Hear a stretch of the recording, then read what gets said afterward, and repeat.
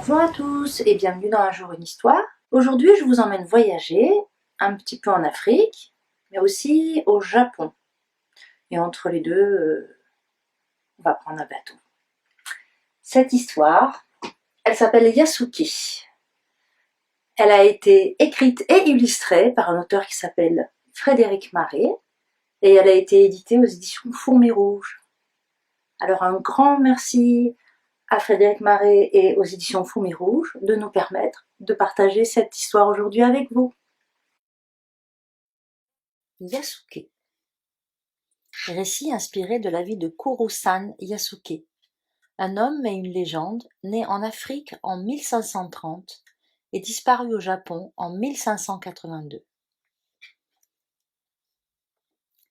Au pied du Kilimandjaro, la plus haute montagne d'Afrique, vivait un garçon qui n'avait pas de nom.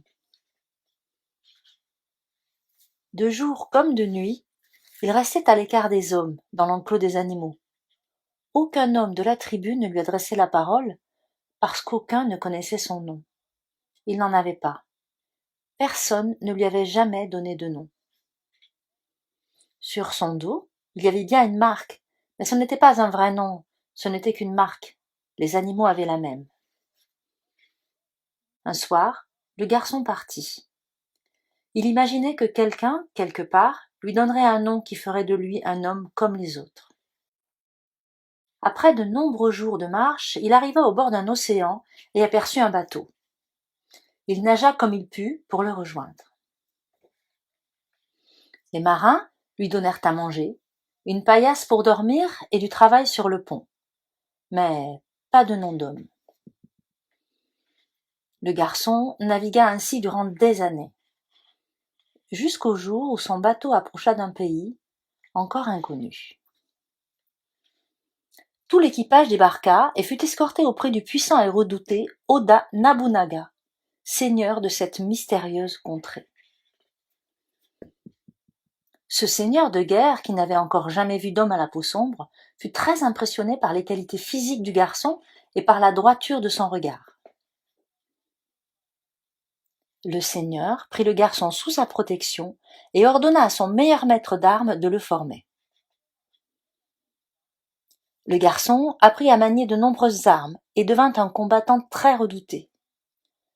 Sa fidélité au seigneur et sa témérité lors de grandes batailles firent de lui le soldat le plus apprécié de toute l'armée.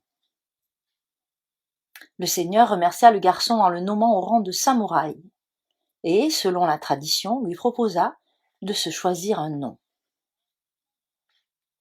C'est ainsi qu'au pied du mont Fuji, la plus haute montagne du Japon, un esclave venu d'Afrique devint un Yasuke, le seul samouraï noir ayant existé.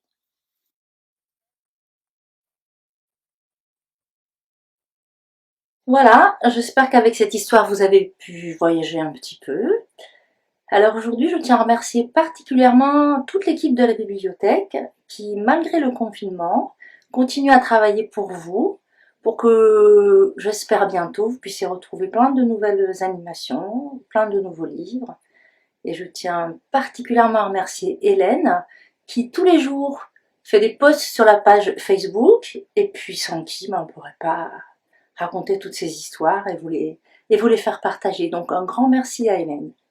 À très bientôt pour une nouvelle histoire. Prenez soin de vous.